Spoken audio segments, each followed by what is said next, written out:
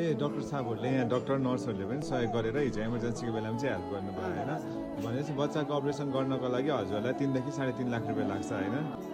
के गरेर यसले दुध राम्रो खान सकेन भने दिसपिसा राम्रो गर्न सकेन भने